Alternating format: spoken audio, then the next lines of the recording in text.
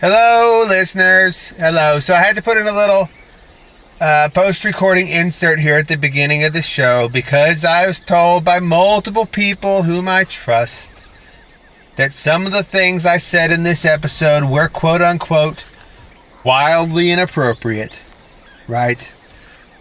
So we cut out bits of it here and there because I went on some tangents, some ranting tangents. One, it made the episode too long, right? You know, an hour of screaming is not... But also, just maybe some things were a bit much. So if there's some parts of this episode where you hear me speaking or Smokestack speaking, and then there's like some elevator music that plays, and then there's another bit, and then some more elevator music, don't be surprised because I promise it all made coherent sense at the time, right? But it's just one of those things, okay? All right, so and remember, all of this episode, as all the things I do, comes from a place of love, caring, and understanding. 1, 2, 3.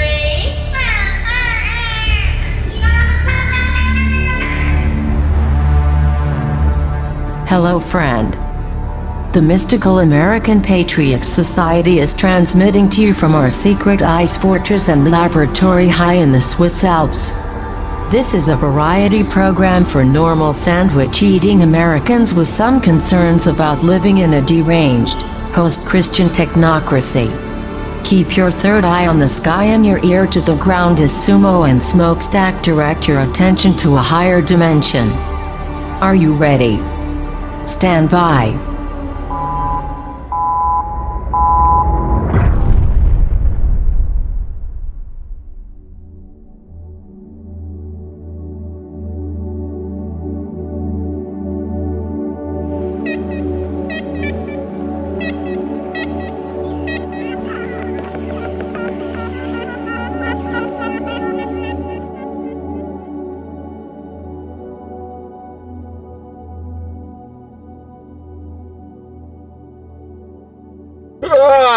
Good morning.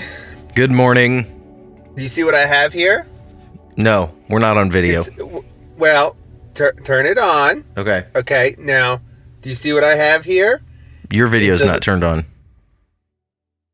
Okay, let me click it on. Okay, do you see what I have here? Yeah, I do. It looks great. Okay. Do you recognize it? It's a little doll. Uh-huh. And it's got artificially dark hair and a lot of makeup on. It's a person that I really enjoy a lot. I think highly of. Can you guess who it might be? I made it myself. Is that Laura Loomer? It's Laura Loomer. It's a little ragdoll I made of Laura Loomer. That's correct. Oh, how did you know? I mean, you did a good job. You did a good job with it. I think I pulled it off. And I decided that really this whole podcast should refocus. You know, we started season 2 recently. Yeah. Some would say we've been a little lacking in focus, you know, since then. I don't know that that's true, but you know, I'm willing to take criticism. Sure. And I thought, what if this was just a Laura Loomer appreciation podcast from now on? Like, we just sold Laura Loomer merch. Yeah. We had every episode, we just documented what was happening to Laura Loomer as if she was like Harry and Meghan, and we were English people who were the watchers of her. Right, and I think that's justified because I think we came off a little too hard on her. Oh wait, last do you week. see this? Do you see this big knife I have here? Yeah. Oh no! What did you do to Laura Loomer's doll? No, what did you do? Cut her head right off this stupid doll that I got from my daughter. That's awful. Do you see that? Now my daughter is going to miss this doll later. Yeah. Do you see? It wasn't actually meant to be Laura Loomer to her. Right. She called it Cotton. Uh-huh. Because she's 4. Right. And it was made of cotton. Now Cotton's dead. Now Cotton doesn't have a head. And you know why? You know whose fault this is? This is the fault of a user named Welder by Trade. And he caused this. He caused that little. This is really his fault. Yeah. It is his fault. It is his fault. He is somebody. I don't know who he is. Presumably he's a welder by trade. Mm-hmm. because that's his username Suspicious. on Apple. It's suspicious from the start. Yeah. Okay. It's probably a Redditor. By trade. Probably is. Yeah. Here is his comment exactly with his 3-star review. Come on, man, is the title of his comment. Come on, man. I presume he is Joe Biden in disguise. I think that's probably who's listening to this because he knows that we are an ideological threat to all that he stands for. But he said, come on, man. I love y'all, but throwing book at lower loomer? Question mark, question mark, question mark, question mark, question mark. Very confused for throwing book at Laura Loomer. Dude, she is a true patriot! Exclamation point, exclamation point, exclamation point. Like, WTH, she is amazing. Trump Flynn 2024. So, I have to attack him, and I'll like him, and ask that he either change his ways, or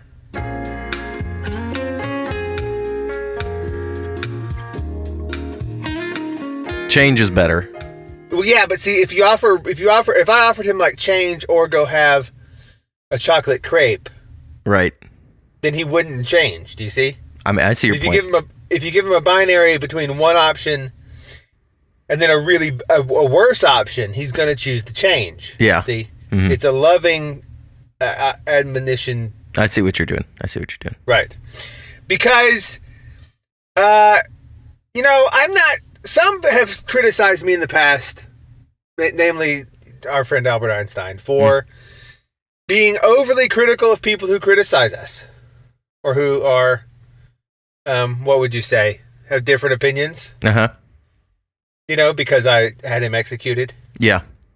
And it felt like that he felt like it was because I disagreed with him, and I explained that no, that was not the case. Right? That was not the case. And I gave a very good reason for why I executed him. And I feel that everyone in the community thought it was justified. Yeah. I'm learning a lot from progressives and how you play such things. You just defend all your actions as though the community was behind you. Yeah. And it was. It works. And I think it was. I think in our case it was true. Everyone thought he deserved to die. And I don't think even his mother shed a tear when it happened. Because she felt like, yeah, justice is done now. Yeah. She felt a sense of relief. And she wasn't happy about it. Right. Yeah. Granted. Yeah. But if you've ever been to the execution of someone obviously guilty. Right. Of many things, their parents are either not there or they're sort of okay with it. Right? Like Ted Bundy. Yeah. Right? It's very similar. And in the same way, some might be accusing me now of attacking Welder by trade for giving us only a 3-star review on the Apple Podcast app. And not 5. But that's not true. Right? Did he ruin our perfect stretch of ratings? Yes, he did. He did. I'm not upset about that. It's really not. Yeah, we're just stating the facts. Because I don't mind if people don't like the show, but they need to not like it for a not stupid, retarded reason. Yes, indeed. You understand? And his reason... No. Don't say that. Don't say that. I mean, I'm just saying that if he doesn't change, right? If he doesn't change... Like, if someone is... Welder by trade, I personally want only the best for you, but that was a stupid review. I want the best for him, too, right? And the best for him is to...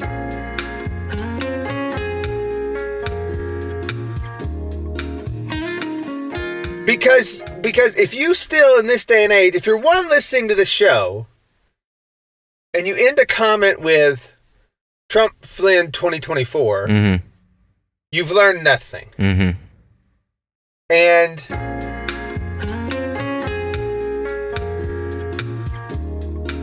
but Someone out there who calls himself welder by trade was so incensed that someone on a podcast spoke less than glowingly about Laura Loomer that he logged onto his Apple account, found the podcast, left a rating and a paragraph sentence, and then ended it with Trump Flim 2024. And so, I think I am justified in asking him to consider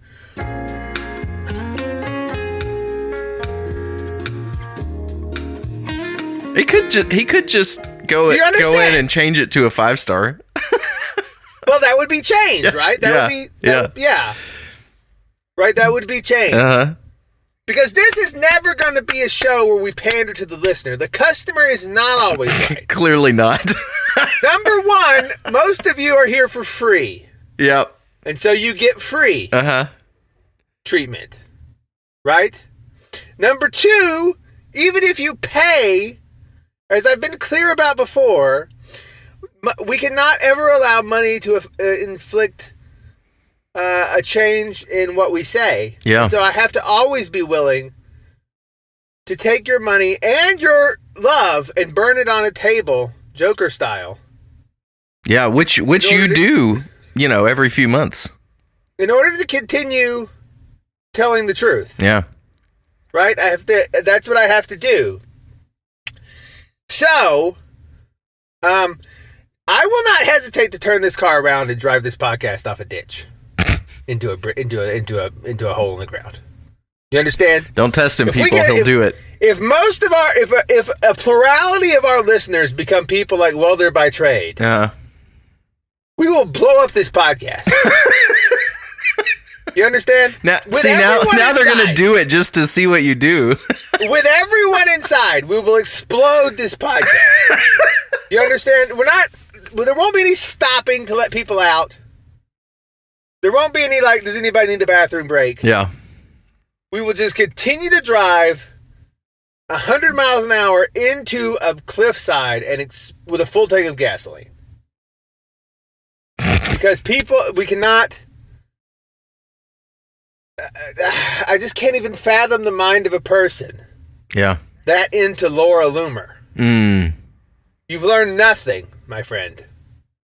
And it's not that I don't welcome you here, right?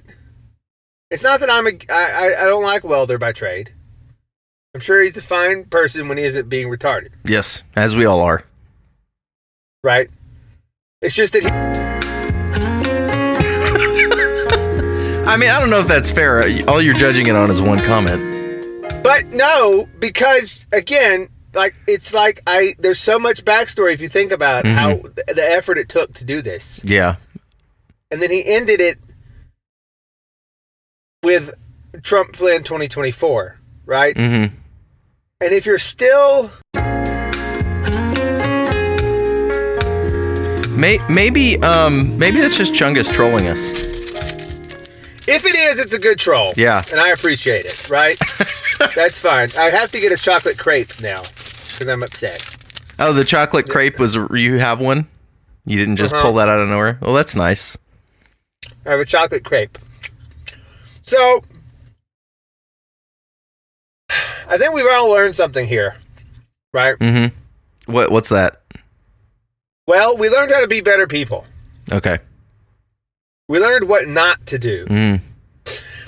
It's the old saying, your life can never be a total failure because you can always serve as a bad example. Yeah. And welder by trade has been that bad example. Mm-hmm. To his family, to this community, to his friends, and to his children. And he will serve as that example. We should make a monument to him about how not to be. Mm-hmm. Right? No one that listens to this podcast should ever finish an online comment with their preferred political duo for the next election. I mean, that is lame. Trump Flynn 24. It doesn't. Why didn't he put Trump Loomer 2024 if he loves Loomer so much? Yeah, I might actually vote for that just, for the fireworks. Right. And isn't Michael Flynn like I don't even remember all that happened, but wasn't he like on felony charges for something? Well, the Q people will tell you that was just a shakedown trying to, Right. Interrupt Right. the coming storm. Correct. Yeah. The coming storm. Mm-hmm. And the storm, this is the storm. This is when those storm people is get here, held welder accountable. by trade. It just didn't. It's just that welder by trade is the.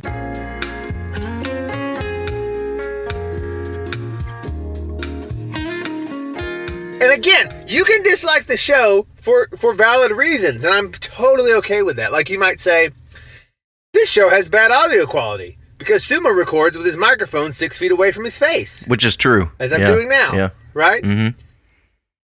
That's fine. You can say this show is boring. I don't like it. I prefer to listen to some lesbian talk about true crime. Okay. That's also fine, right? Yeah. You can be like, I don't like podcasts. There's no pictures because I'm 4 years old. And I have to have a video. That's also true. Like, my daughter does not like books without pictures in them. And a lot of adults do not like content without a constant stream of color in their eyes. Yeah. Right? Because they are mentally never progressed beyond... Well, they never read a novel after Bear Snores On. That was the last thing they ever read.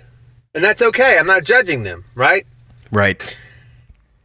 But so, I think I've made myself clear.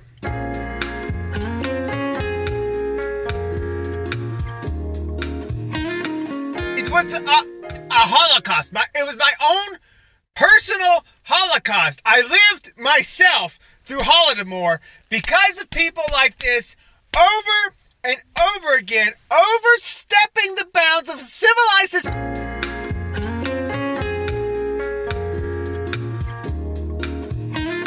We shall overcome. We shall overcome.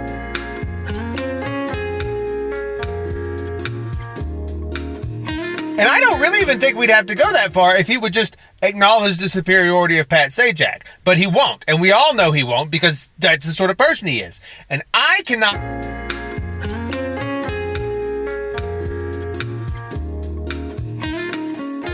These crepes are pretty good, by the way. Well, that's good. Which, you can also say, I don't like this podcast because Sumo sometimes is in his bathtub or chews and drinks on the show, or he sniffles a lot. Yeah. All those are fine, right? You want to give us 1-star reviews because of that? That's great. I love it. But for But Laura I have a valid Loomer, reason. man. Right. Not because of Laura Loomer. You understand? Am I making sense? I think so. Am I making sense? I think I'm making sense. So anyway, today we have a lot to talk about. I want to talk about whether or not we're going to war with Russia. I'm of two minds about it. Mm-hmm. We may talk about the Watiko. Are you familiar with the Watiko? No. We may talk about Watiko. Okay. And then I also want to talk about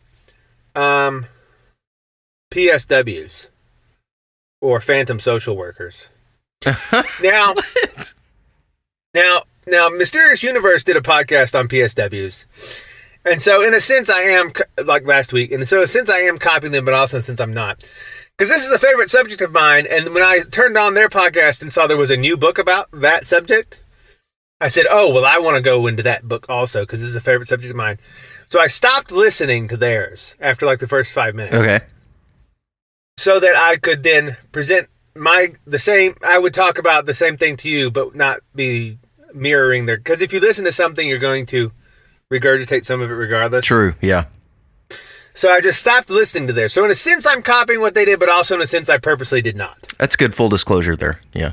Right, because this is the phantom social justice, or not social, the phantom social worker phenomenon is something I have liked for a long time. And he was like, there's a great new book about it. And I was like, well, then I want to do it too, because this is one of my favorite things. Sweet. I've never heard of this. Sounds crazy.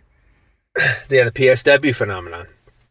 They used to call them the BSW phenomenon for bogus, but that, as the author of the book notes, that term sort of fell out of favor when Bill and Ted made it stupid or whatever, and it's like, whoa, bogus. You know? Yeah. So we'll maybe talk about Watiko. I think maybe Watiko and PSW are related. I'm not sure. Ooh. Not sure. But first, let's talk about: are we going to war with Russia? Dun dun dun. Question mark. Trump Flynn 2024. I don't know. You know, on some level, I feel like this is just a pivot to terrify the population as COVID's ending. Mm-hmm. Like, I have some suspicion that this is just like, well, no one's scared and panicked over COVID anymore. What can we do to make them?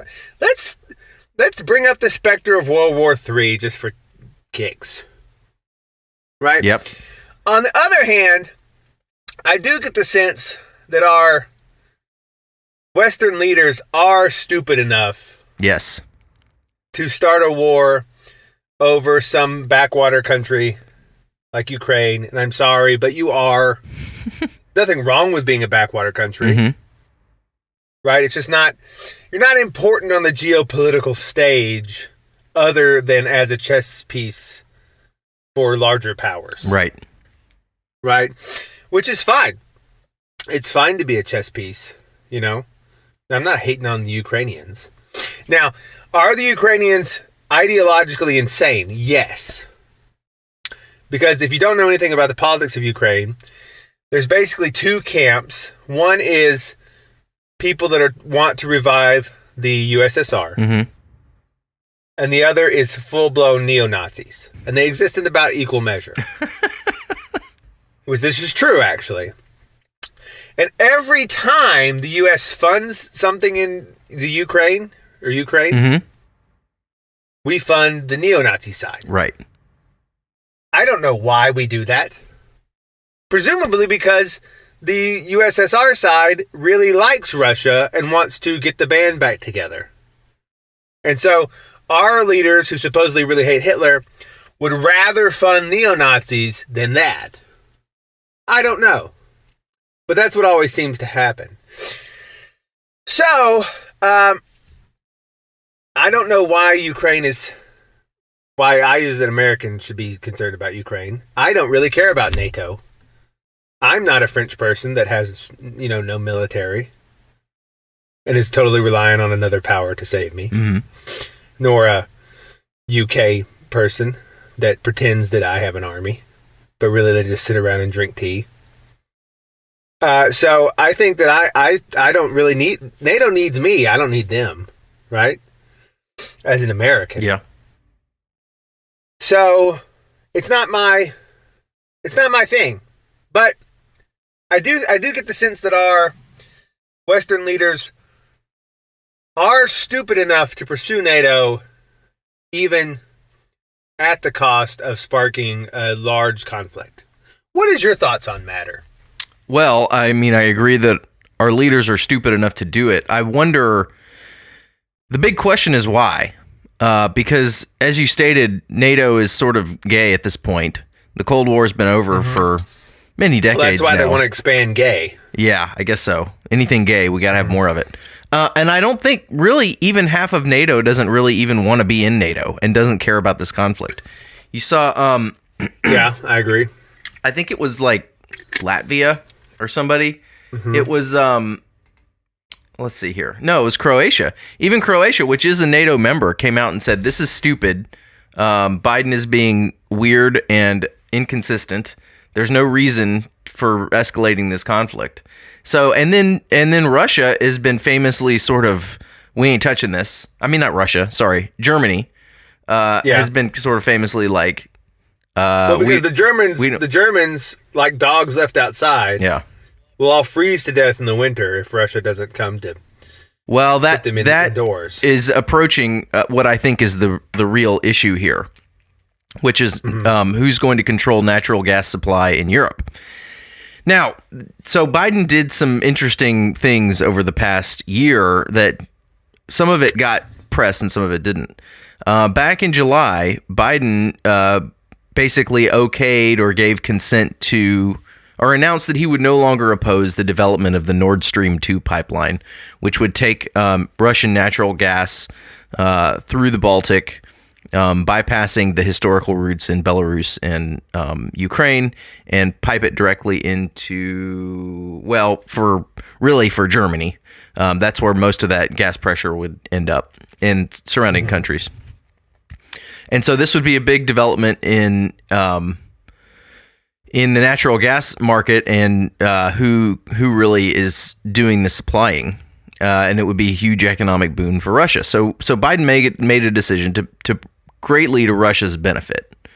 Okay, there was another decision that was quietly announced actually last week, but I get the feeling that it was known. It was known as soon as Biden consented to the Nord Stream, was that there was another pipeline project that was trying to get kicked off, and it was called the Med East project. And this would have connected. This would have started in Israel and gone through the Med into Italy. Okay, and then up through Italy into the rest of Europe. So this would have also bypassed Turkey and Ukraine. So the current gas supply coming out of the Gulf goes up through, everything goes through Turkey, and then it goes up and connects with the Ukrainian pipelines. So the main hub of North Africa is in Turkey, and all the gas goes through there from the Middle East. It goes up through Bulgaria, Romania, Moldova, and then connects in Ukraine, and then on to Europe. And so if this Med East pipeline were to open, that would give control, or it would give access to non-OPEC countries in the area,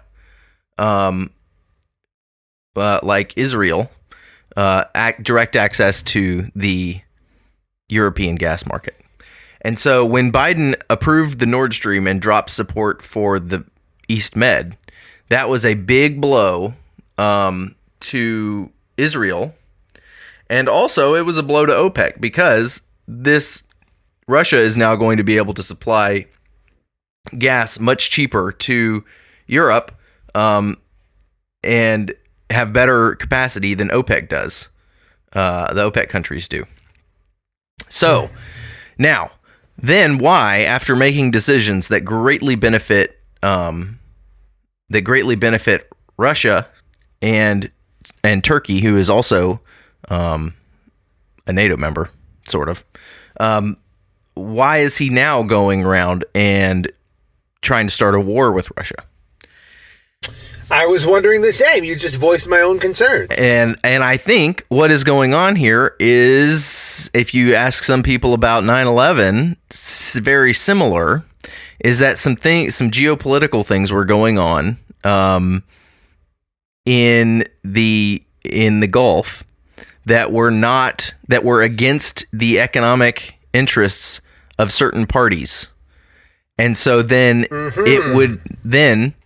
they said, well, we need to put a stop to all that. How do we do it? And wham, bam, 9/11 happened, and the rest is history. Okay. And so I highly suspect that parties that just got whacked by decisions made by the Biden administration over gas pipelines are very upset about it and are trying to scuttle the deal by starting a war with Russia. And I think if it goes off, it'll be interesting to see what the infrastructure looks like. But I can tell you that one of the first things that will happen if there is a war with Russia is the gas flowing between NATO countries and Russia will stop, which would necessitate. And how would they get gas? we're talking about gasoline. Right? No. But I'm talking specifically about natural gas because that's most of the heating and a lot of the energy generation. So in is the heavy Nordstrom industry. carrying natural? Because this is the sort of thing that you're good at, and that I'm not, which is the Tom Clancy novel. The conspiracy. Nord Stream is for natural gas. So okay, now this is something Tom Clancy would write. Here's the other thing: is there is a lot of industrial fertilizer production done in Europe via the Haber-Bosch process, which requires phosphates, natural gas, and a few other things. If gas supplies to Europe are interrupted, which they're already suffering lots of interruptions and shortages because Russia was squeezing the pipe for a little while. Turkey has had problems with incoming gas pressure from Iran. There are already serious issues in Europe over natural gas to the point where heavy industry has been interrupted. Production of fertilizer has been interrupted. And so there's this. Is this causing some of our supply chain problems? Yes, specifically in chemicals, in chemical products downstream of natural gas, such as fertilizer. I've covered this before, I think briefly, but fertilizer prices are through the roof and only going up. Now, if war does break out with Russia, that will drive all those prices higher. There will be a massive energy crisis in Europe. Then, as gas supplies to Europe are cut, the American oil companies will have to supplement with actually putting the gas in ships with giant tanks in them and shipping them to Europe. And that will just be really to keep the heat on for people. They can't supply enough to do all the heavy industry and the chemical manufacturing. It'll be at such a cost. Fertilizer production will not be able to be sustained under that model. It'll be a real problem. Wouldn't Europeans deserve that though? Well, yeah, maybe. Because I'm looking at these maps of these pipelines. And as I'm doing it, I'm recalling all of the moralistic preaching about green energy and saving the environment that Europeans have thrust at us. And I'm seeing that they get most of their stuff, they get gas via pipelines that run like right through the ocean. Yep. Where if there was ever a leak, it would just kill all of the fish. And they are so... I don't think that's actually true. They're so green that they need to get gas piped to them across the world. Right. Because that is green. No, it's a ridiculous notion, just like it is in the United States. Europe would be... If gas gets cut off to Europe, they're going back to Stone Age. Okay. So they do deserve it. Yeah. Then. Green energy doesn't even work in Europe because they don't get enough sun there. Just looking at this map of these pipelines, both natural gas and petrol to Europe, makes me... I mean, I knew it was a scam, but it makes me realize how much they weren't even hiding the fact that they can't actually do green energy at all. Yeah. And so I'm sort of for them freezing to death at the moment. Yeah. Just so they'll learn their lesson. Well, much like welder by trade. I have more... He's probably European, to be honest. They're dirty people. Depraved. Yes. Yeah. And I say this as part German, so I can say that. It's not racist. Right? Right.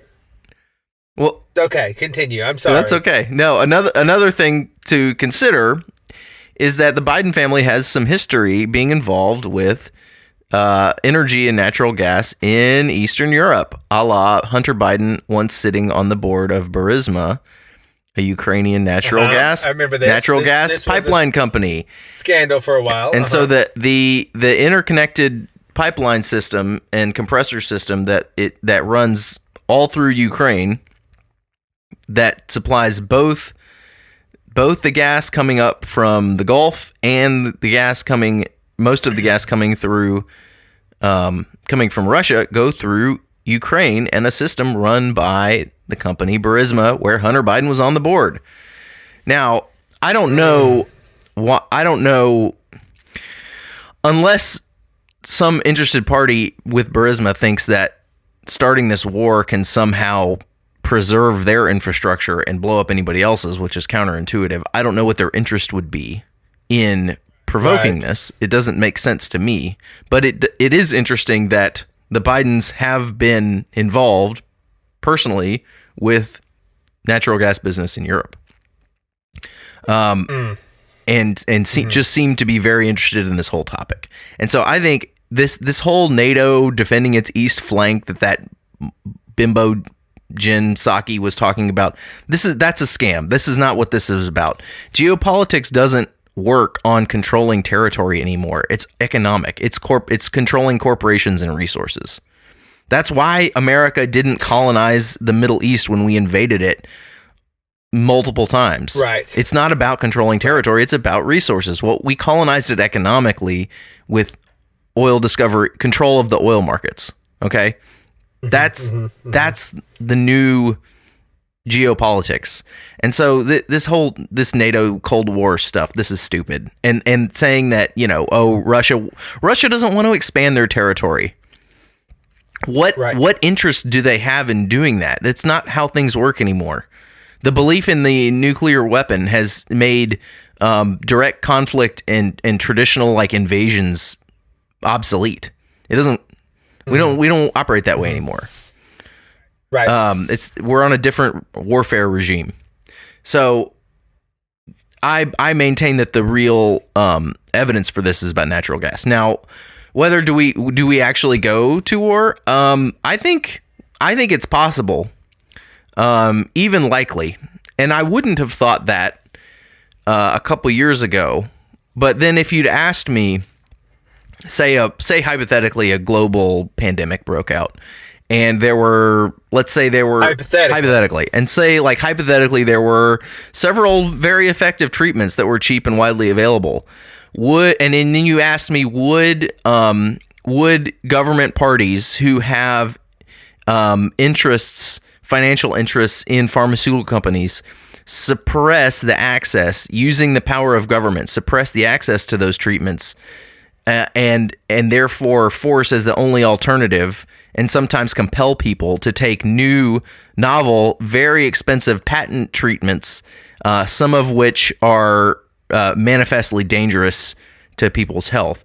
If you would ask me, did I think that would be done? I would probably say no. The political consequences of that would be unacceptable. But the Biden administration and all these other bureaucrats like Fauci and these career people that are just slime, they've made it very clear now that political consequences don't matter to them. And I get they don't even exist. And I guess when much like said pandemic, but that's right. Well, they've demonstrated. We covered that before. They've demonstrated that they can, in full view, on camera, steal an election, and nothing will happen to them. And they can do that, and nothing will happen to them. They got away with it completely. Okay, justice has not been done. And then the whole pandemic thing and this absolute disgusting scandal of forcing people to get vaccinated with these experimental crap and withholding effective treatments that have been proven over and over again to work and make people wear masks that don't work at all, and everything else, everything that has gone on since then, the political consequences of it have been devastating, but they don't matter. Because your vote doesn't matter. So their position is their position is now, after all this, they believe that they can literally do anything and it won't matter. So if they want a war with Russia, they will start one.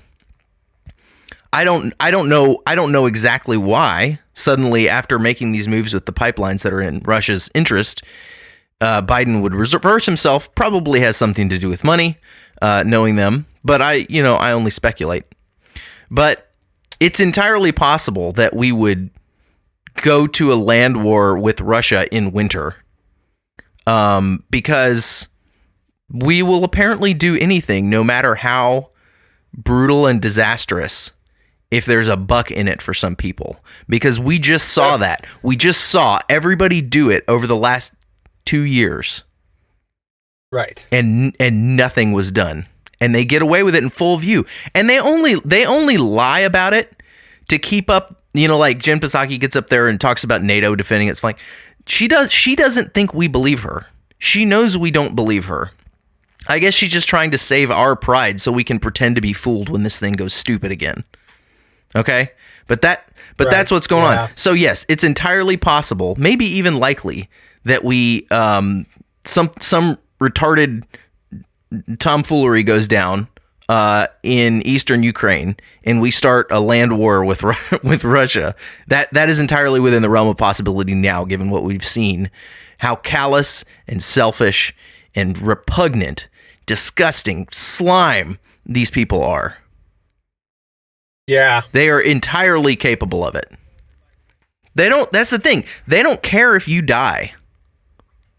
No. So why would they care if a whole bunch of U.S. soldiers die in the snow over nothing, over zero U.S. interests over there? Why would they care if they've already made it clear? They don't care if grandma dies. They don't care if kids die of heart conditions.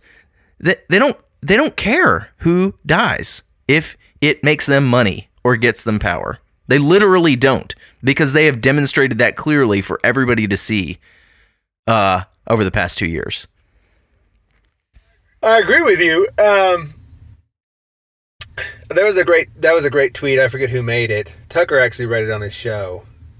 I don't watch Tucker's show. I saw a clip of it. But he said that after having lost the war in Afghanistan, the graveyard of empires, America is now poised to do the other smart geopolitical thing, which is start a land war in Russia and win. Yeah, that was Aaron McIntyre. Yeah, McIntyre. So he has some great tweets sometimes, even though he's retarded. I think he's retarded. He's good. He's a good tweeter. I mean, he thinks all this stuff is real. Oh, I don't. I know he's a YouTube guy. I don't watch YouTube. He falls hook, line, and sinker for everything. Okay. He's like, just whatever the latest freak out. Okay, so he believes politics still matter, basically, and is worried about politics. Yeah, he thinks that things are real. Yeah, okay, right, and that's the big flaw that a lot of people have. Yeah. I'm debating though. Because I think the possibility of a real land war, like you, is somewhat. It's more likely than it used to be a few weeks ago. Yeah. But I just to troll our own listeners, like as it's happening, if it does break out, I want to tell people that it's not real, like fake, just fake, and people there's like images of like bombing and stuff, just to just continue the theme. Well, the thing that kicks it off will probably be fake, but then. Yeah, there probably will be some false flag. But yeah, so Russia allegedly, no one has any way to confirm this. We just have to listen to what our intelligence says, and that famously doesn't go well. But they allegedly have like 100,000 troops on the border of Ukraine. Yeah. Or something. Right? So I think they either have to... It's one of those things, they either have to do it or like walk back home in shame. Like...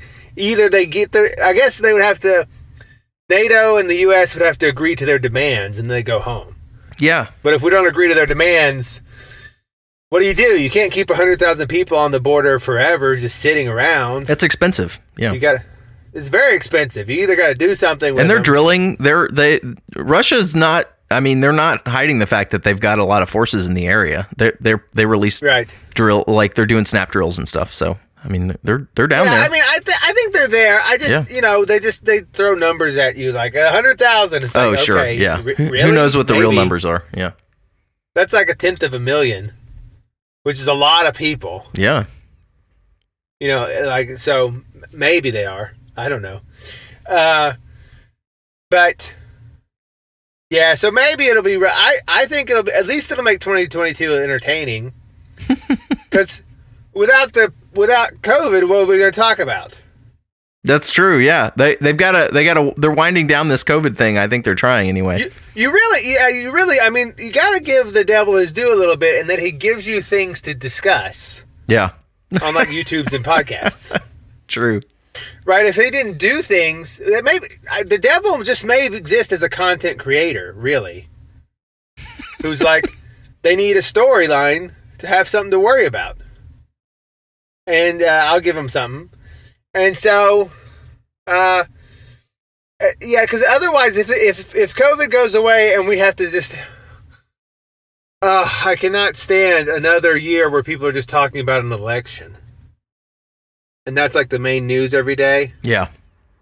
Like, it's so awful. Almost for the content, it would be worth the war. Almost, and that doesn't make me callous like Jim Psaki that doesn't care about people dying. I'm saying almost. For the memes, it would be worth it. Maybe. If it weren't for all the death, you know. Well, yeah, but I mean, think about, like, what is the main legacy of all the death of World War II? Mm-hmm. It's like, so we can have Call of Duty video games. You know, and Saving Private Ryan. Like, the story they leave behind is the legacy. The content. I did see somebody remark recently that all the guys in the military that refused to get the vaccine have been discharged, and that was me, and will not have to go fight in Russia. Was that you? That was me. Oh, well, good tweet. That was my take. Good tweet. Well, thank you. I think it's kind of beautiful. That's the way it always works. See, people think, like, if you don't succumb to temptation, you end up worse. And it always appears that way at the beginning. But then the chickens come home to roost. Right? Yeah. So if you didn't take the vaccine because you thought it was immoral and they kicked you out of the military, now you don't have to go die in a land war in Russia in the winter. Bonus. Right? You see how that works? Mm-hmm. The world actually is fair. Yeah. That's the thing. And when you don't equate fairness with getting green Babylon squares money, right? Because that's, if you think about it, it is so silly. It's like, I need more green squares. So, and God's probably up in heaven like, what? Why did you do this evil thing? Well, I didn't have enough green squares. Yeah. He's like, so, for that in mind, do we have time to talk about both Watiko and the I tell you what, let's just talk about the fandom social workers, and maybe we'll save Watiko for if we have time. We're at about 49 minutes. 49 minutes. Okay. Let me find my notes. Here's my notes. So, let's start it off like this. What's a social worker? Do you have a good sense of what one is? My wife was not one, but she worked sort of adjacent to one. Okay. It's a government employee that basically checks on people's welfare, and if it determines whether state intervention for certain people is needed.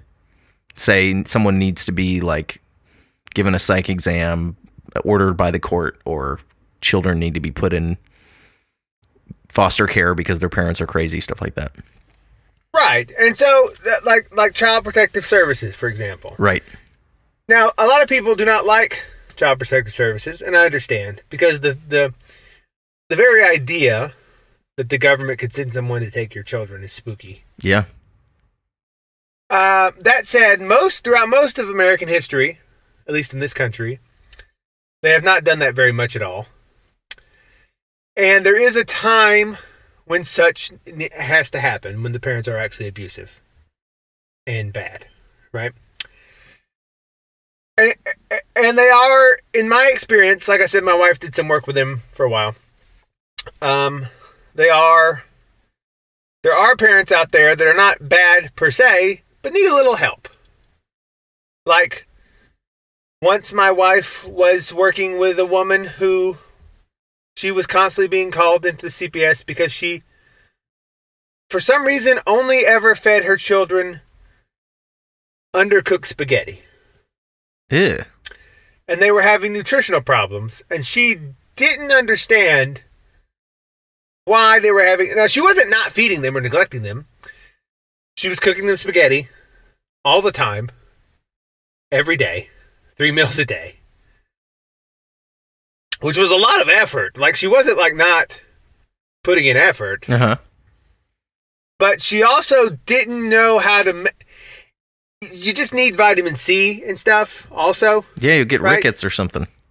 Right. Scurvy. And so this woman was not a very high IQ individual. And I think she only really knew how to make spaghetti. So that's just what she kept doing. So she wasn't bad, and she listened to the instructions and she learned how to make some more things. And so that kind of stuff happens. And so generally social workers are often, I'd say the majority of them are women. Mm-hmm. There's a few men. And they do stuff like that. And if there's a call of like child abuse or neglect or domestic abuse for that matter between spouses. Yep. Social workers will come and they offer like classes. Like my wife would do some classes on like how to discipline your child without beating them with a stick. Right. Which some people in poor neighborhoods really needed. Right? Like, because they were pretty lenient. It's like, you've beaten your child with a bullwhip 5 times. Now, we need to instruct you in a different way to do that because you can only do that 15 more times before we really start to question you. Right. Right? So, they would say, here's some other things you can do. And they would do like, so that you could discipline their child. And I sat in on it like sort of once. And it was sort of amazing because you don't realize, people truly don't realize the difference between, like people that listen to our podcast, other than welder by trade, are high IQ individuals, mm-hmm. right? And they don't realize the gulf between them and people like welder by trade that require social services. Right. Because you go there and you listen to you watch these people listening to this instruction, and like someone like my wife will be paid to make a PowerPoint that says, instead of hitting them with a bullwhip, consider restricting access to their toys. Mm-hmm. And this will be like, there'll be someone sitting in the crowd going, I never thought of that. That's a great idea. Oh. And they'll like hit their head. Like seriously? Like it just... My shoulder hurts from all the bullwhipping. This is great. Yeah, for real. Like they really don't, they never considered anything else. Like it just never occurred to them. And so I understand why people in government have a disdain for the public, because the people in the public that interact most with the government are these sorts of people. Right. And that colors their view of what the public is. And those individuals are not bad. They're just, it's like being slow, mentally slow. Some people can't run fast. Some people can't think fast. Not their fault. But they do exist. And if you're not around them, you don't realize how real they are and like how mm-hmm. It's very difficult to explain to someone that listens to our podcast, like, no, there are people that really like cannot, that like they're a significant portion of the American public cannot read and could never read no matter how much you tried to teach them. Yeah. Right. And it's so that's why they have all those they have all those pictures on signs. Is because a lot of people just can't read. Mm-hmm. Like I think it's somewhere like 13% of US adults cannot read at all, really. I wouldn't have thought it was that high. I know. No one thinks it's that high because you don't hang around, and I don't hang around the social circles where that's normal, mm-hmm. but they're there, right? Wow. So that's what a social worker's for, ostensibly, right? But in the 1990s, and this is a book about U.S. cases, but in the 1990s, there was a phenomena which to me was very reminiscent of the Men in Black phenomenon. And it was primarily in the UK. Although, that's only in the UK because that was the one that was publicized by the UK media. Mm-hmm. Happened in the US too, and we can prove it happened. We have police reports, court documents, witness accounts, paper trail a mile long that it happened in the USA too. But the US media never picked up on the story. Or when they did, they always treated it as an isolated incident over and over again. Like, it would happen like 7 times in a year, and each time they'd be like, strange new occurrence, you know? So, what we have is in the 1990s in the UK, which is what people know about, there were people going around, showing up on people's doors, knocking like, and usually it was a single mother, though not always. Sometimes it was a couple who had a young child, and they would say, "Ma'am, we've had reports of physical abuse or sexual abuse to your child. We need to take your child into custody." And they would flash a badge. They would flash paperwork. They would be somewhat official looking, but always a little off, just like the Men in Black. Like, they might have their suit on, right? Like, oftentimes it was a woman and a man in a pair. Sometimes it's two women. But like, let's say it was a woman and a man. The woman would do all the talking. The man would stand there like a big G-man, looking sort of intimidating. They'd be wearing a suit, except the shirt underneath his jacket would be inside out.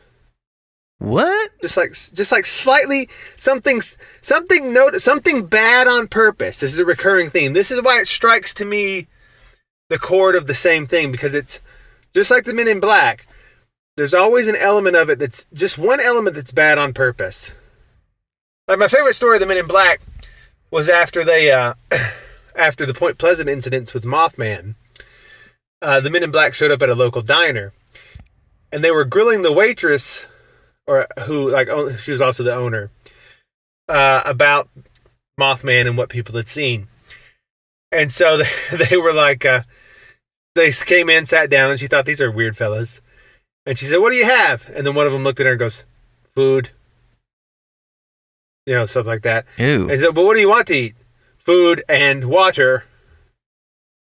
And so she brings out like something, and she gave him like a side of Jell-O.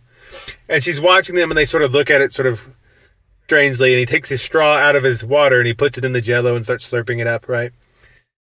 So, but otherwise, they look like normal people, and they behave like normal people. But there was something always bad, like, in a very conspicuous way with these social justice work. These social workers, these phantom social workers. Now, we say phantom to mean not real, as in real social workers. Not that they were ghosts. Okay, so this is a paranormal show. Part of this theory is that they're probably real people. They are real people. Okay. Or at least most of them. And we can, because some of them, like one woman, described by multiple witnesses in America, appears to have been the same woman across multiple states. Woo. Right? Because they had police sketches, and it was consistently like a very similar sketch. Now, her compadres that went with her were always different. One time she traveled heavily with a black man. Other times it was two white guys. Sometimes it was some other women. One time it was with a woman that multiple people described as looking like a man dressed like a woman. Right? So so there was only one figure that was consistent, but everyone involved had something that was a little off every time. Like, one of the women was described as having a comical amount of makeup on. Like, she'd show up almost like clown face, you know? Like, "Hello, you've been sexually abusing your children." You know, so this happened in the 1990s in Britain, and it generated a huge degree of like media coverage. Like, this was a frenzy. It was much like in America, the scare that like people were putting poison in Halloween candy. Yeah, I remember that, man. Right? Which, I don't know if there was any truth behind that ever, but it was a big thing. Right. This was like that, and they're like, people are going to show up, and they're going to pretend to be social workers, but they're not really. You need to check them down the ties, and you know this, except in the British accent, you know, which I guess was like, people are going to show up to be social workers, but they're not really. Right? Like that. And some of and most of them, like I say, appear to be real people that showed up and did this. Although a couple of the stories, when you listen to them, you hear ba ba da ba ba da ba ba da bum ba da da da da, like you hear the X-Files music come on. Okay. Halfway through the story, because you're like, that was weird, right? So, so anyway, but here's the thing, though. the fact. So the British authorities wrote this off as a mass delusion. Much like, remember the creepy clown phenomenon of 2016? Yeah. Which I think there's more to that than mass delusion, but that's the official story there too, is that, well, you know, it started and there was the movie It, and it just sort of copycats, and it was just mass delusion, right? That's what the British authorities wrote this off as. In America, though, there was never any mass media coverage of it. Barely any coverage at all. And that was bad, because that should be the job of the media, is to tell you if people are pretending to be social workers trying to take your children. But it's also good because it made all of their accounts ironclad. Because accounts across multiple states, across multiple years, describe the same phenomenon over and over again, report it to police, it's filed in police records, and they often describe the same woman, sometimes, and the same behaviors, and none of them had any way to know that this had happened to anyone else, because it was never publicized at all. So, that gives a great deal of credence to the fact that this was a real phenomenon that was happening.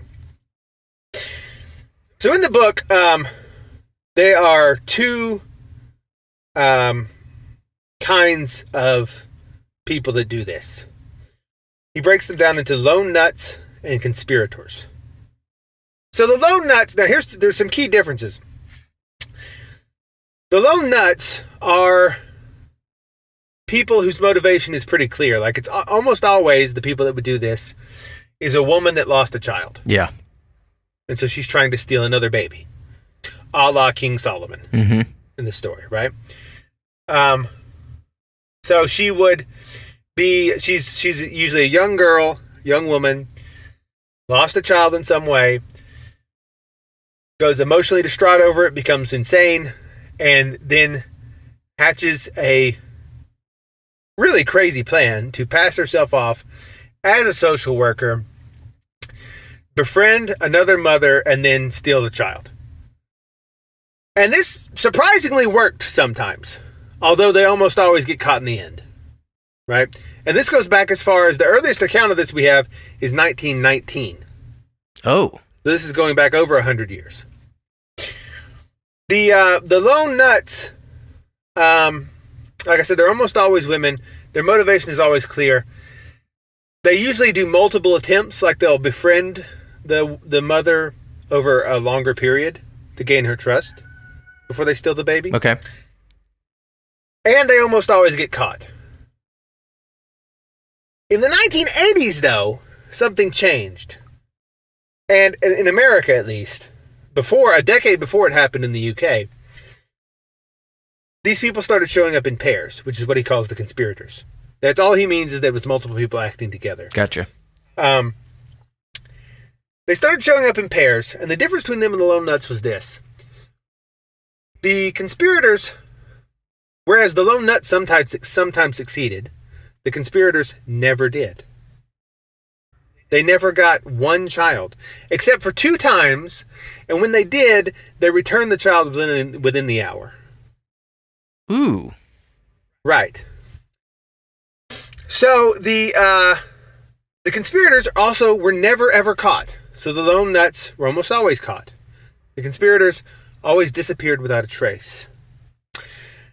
The conspirators had no clear motive, unlike the lone nuts. And like I said, whatever their motivations were, it was completely opaque. No one could, because so many theories were offered as to why this was happening by, we know from internal law enforcement documents now released, that detectives knew about this phenomenon and were like trying to figure out like what's going on. And so they offered all the things that you or I might, right? Like, come up with some reasons this might happen. Maybe child trafficking operations, that kind of thing. Right. And so child trafficking operations is what a lot of people said. However, if this was a child trafficking operation, why did they continue to do it for the latest this happened, by the way, the most recent documented case was 2019. Oh, whoa. Now, it has the biggest flap of it was in the 80s, and then it trailed on into the early 90s, and then it sort of died down a lot, but it still happens on occasion. But they never succeeded. So why would you continue with something for like 40 years if you're a bad child trafficker? If this is what you're doing, Yeah. and you never get a kid. Or if you get them, you return them within the hour. Right, that's the big one. It's like if you like one time they actually got a kid, and they seemed surprised by this fact. They were like, "Well, this worked." And what they ended up doing is they drove to the corner, got out. There was a little park. They took the kid and they got him some ice cream from an ice cream truck, and they left him on the bench with ice cream and drove away. And then the kid was found and recovered. They're like, "Where's your mom?" He's like, "I live right over there." And they just walked him back, right? Because they're whatever their motive is, it doesn't appear to be actually getting the kids. That appears to be a ruse, right? So the other thing on offer was people said, of course, these are burglars, and they want an excuse to get in and case the house, right? They want some reason to get in. Okay. Instead of disguising themselves as like the cable guy or something who needs to get in and check they want to get in to like, just see what you got. But no accounts of burglaries ever followed any of these. Right. And it'd be kind of stupid to put your mark on alert by being a social worker, because like that's every parent's nightmare. Right. Exactly. It's every parent's nightmare. So they, that doesn't seem to be it either. Can you come up with other ones? There were a lot of theories on offer to explain this. Maybe, maybe they were trying to provoke some sort of outrageous response from the parents for some reason, and maybe get them into legal trouble.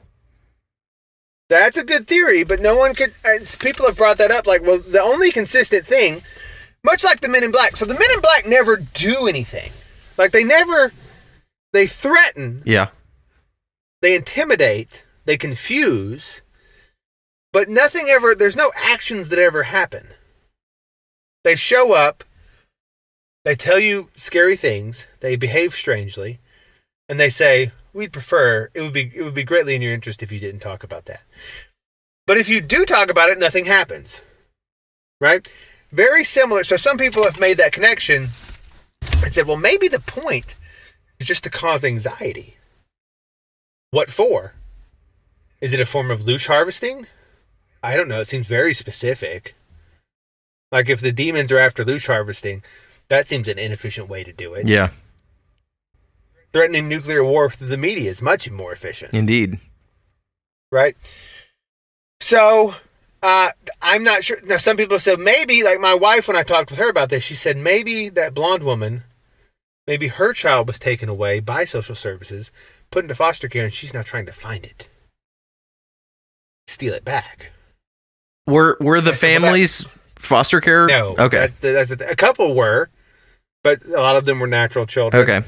And also, she didn't have a target demo she seemed to be going for. It could be boys or girls, could be children. Most of the time it was children young enough who were like under 5, but sometimes they went for people that were almost 17. Oh.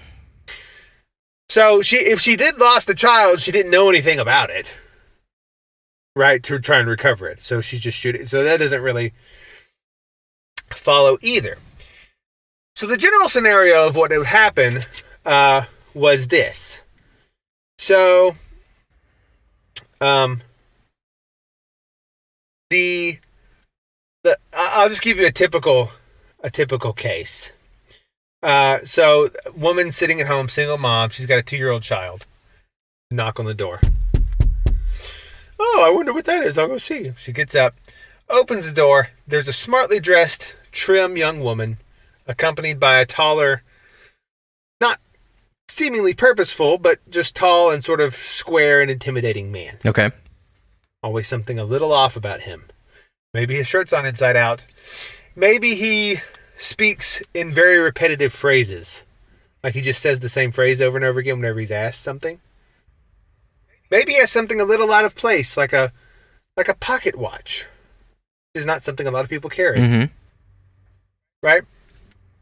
And they say, ma'am, we've received reports that your child has been neglected or sexually abused or something. We need to come in and inspect the child. Right?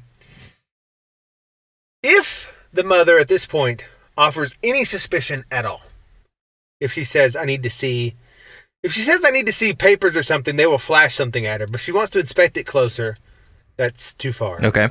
The conspirators will bail. They will say, well, we need to retrieve it from our car. They'll walk back to the car, get in, and drive away. Now, this car, weirdly, often appears to have a government symbol on it.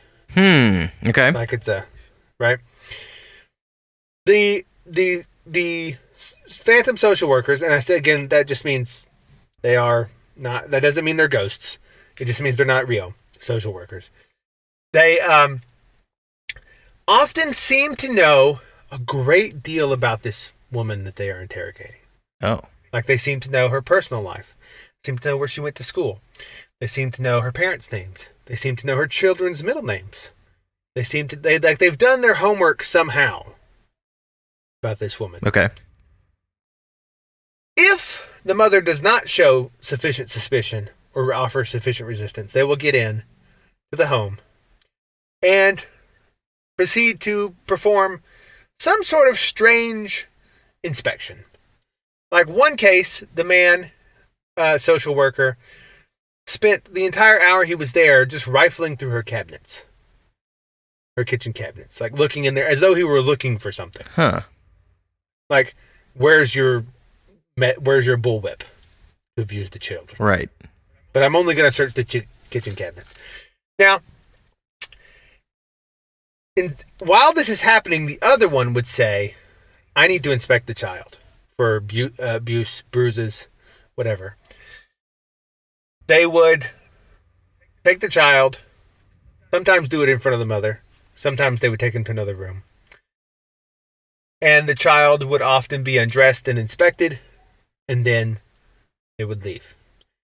No accounts of sexual assault seem to really happen. They would sometimes, while they were inspecting them, maybe touch them inappropriately as though they were looking for marks. Mm-hmm. But there was no, explicit... Nothing beyond what you might get at a medical exam happened. Okay. Okay? And then they would leave. And then that would be all that ever happened. They wouldn't follow up. They wouldn't return. Now, if you didn't get the child and you didn't offer sufficient resistance, they might show up a second time and try again. But if you either offered resistance or they got what they wanted to inspect the child, then that was the end. That was over. So like I say, a lot of people offered a lot of theories of this, like maybe they were trying to get the child for black market adoptions or a pedo ring, but they never actually succeed. They never took the children. And their methods, they just wanted to get inside the house. Much like I've said before, you have to invite them in. Right? You have to. So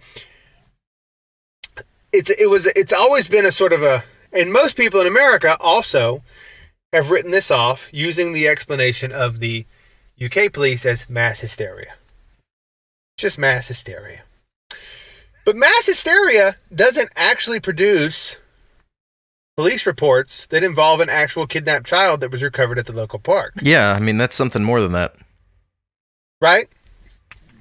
So, mass hysteria doesn't produce the same police sketches of the same woman. Right. Over, right? So somebody, some group of people, who knows how big this organization is, for the past 40 years has knocked on a lot of doors across America, pretended to be some form of child protective services, waltzed in, done something strange, and inspected and then left. Right? Causing a lot of obviously a lot of emotional problems for the parents, especially the mother, because this is a very traumatic experience. Was there any geographic pattern to the occurrences? Mostly it began in New England. Mostly, if I remember correctly, around the New Jersey area. Okay. But it went into also Massachusetts and Vermont and some New York. And so there was that, but it did eventually spread across the Midwest and as far as to Washington. Okay. There's some belief that maybe that one woman was involved in a lot of it, Mm-hmm. but she's not present in all of it by any means. So the author of this book asks, listen, if someone showed up at your door and accused you of violently abusing your child, how would you react? If a stranger came to your home and insisted you'd mistreated, starved, or sexually abused your toddler, would you maintain your composure? What if that accuser told you falsely that he or she worked for the government? What if they made you believe they had the legal right to take your child away? What if they showed you a badge, a court order that appears very legitimate, case files and other documentations? What if the accuser seemed to know everything about everyone in the household? What if the accuser was accompanied by someone wearing a police officer's uniform? What would you do? A lot of people tell themselves they would react in whatever is the appropriate way, but that's, in high-stress situations, that's not what people do, really. A lot of people made mistakes and allowed these people, without checking or putting sufficient pressure, allowed these people access to their children. Like I said, the children never seemed physically harmed, nor anything beyond a medical exam, although they were inspected often nude by these people. But how would you react? Like a lot of parents became defensive and took the thing of, oh yeah, you want to look at it? Go ahead, look. You won't find any bruises. See, that's how they did it. Mm-hmm. Because the parent is very defensive. Like, I didn't hurt my kid at all. You want to look? Look. Because they're thinking this is really a Child Protective Services thing, right? Now, what if the government person says they continue to, after they've inspected you, they continue to say you're abusive, and they say, we must remove your child this very day, right now. What would you do then? Mm-hmm. Right? It's very intense situation, and it led to a lot of like I said, that sometimes they would repeat robotic phrases. There was one case where the woman wouldn't let them in, like she had the chain still up to their door, and the man just kept knocking and going, "We have to remove the child." And she said, "You're not." He just, that's all he would say. He said that, she said, for over 10 minutes, he just kept saying, "We have to remove the child." That's all he would say. And then he walked away. Not even in an angry way, just like, "We have to remove the child. We have to remove the child." So this project originated, this fellow that wrote the book, he's a very skeptical person. He goes off on a tangent a couple of times attacking QAnon. just to prove that he's not saying that he supports the idea that there's a global pedo ring run by the actual pedos that exist that he seems to ignore, like, say, Prince Andrew or Jeffrey Epstein or all of them, right? He's like, that's not me. I'm not a weirdo. I'm not a strange conspiracy person. He goes to great lengths to defend himself from that label. Because he started this as he was going to write a skeptical sort of debunking of weird outbreaks of mass hysteria. And he was going to write a book on that. And this was going to be one of his sections, was like the Phantom Social Worker thing. He actually wrote a chapter before writing this book and getting to the Phantom Social Worker section. He wrote a chapter about the creepy clown outbreaks. He wrote a chapter about the black-eyed children, who is a similar phenomenon. Are you familiar with the black-eyed children? No. Black-eyed children are a similar phenomenon in which pairs of children will show up at your door. They will knock. There'll be a little knock, and you'll look out the peephole, and you won't see anybody because they're so short. You open the door, and there'll be these two children looking down at the ground. They'll say, "Can we come in? We want to use your phone." They're just a little off. You'll say, "Who are you?" And they'll just say, "Can we come in? We need to use the phone." And this will go on for a little bit. And if they don't gain access to the house, at some point they will raise their eyes from the ground, and you will see that their eyes are completely black, as though it is all pupil. And then the person will scream in terror, slam the door, and the children will never be seen again. Yikes. Black-eyed children are a phenomenon that is very creepy. But it's a similar vein as this and the Men in Black. So much so, I have theorized that perhaps... And also, we talked about in that one episode, the phantom government, like the guys that would show up during war and tell the family that their family member had been killed in battle, only for that not to be true and the person to come back. Yeah, yeah. I remember that. It feels like the same entity, right? Whatever this is. Like they're just there to stress you out. Right. Now, this is complicated by the fact that these people doing this phantom social worker stuff appear to be real flesh and blood people. Mm-hmm. So I don't know what's happening there. But the author was just like, I'm going to debunk this stuff. But as he started researching it, he was like, wait a minute. This UK thing actually has a bunch of stuff that happened. That's a bit weird. And then he said, and I had this thought, I said, I'm American. I wonder if this ever happened in America. I may as well Google search it since I'm, here at the computer. He clacks. And then he said, within hours, I just had case after case after case after case of police report after police report after witness account of the same thing over and over again, spanning decades. And I said, oh, this is going to be a much longer chapter than I anticipated. And it turned into this whole book.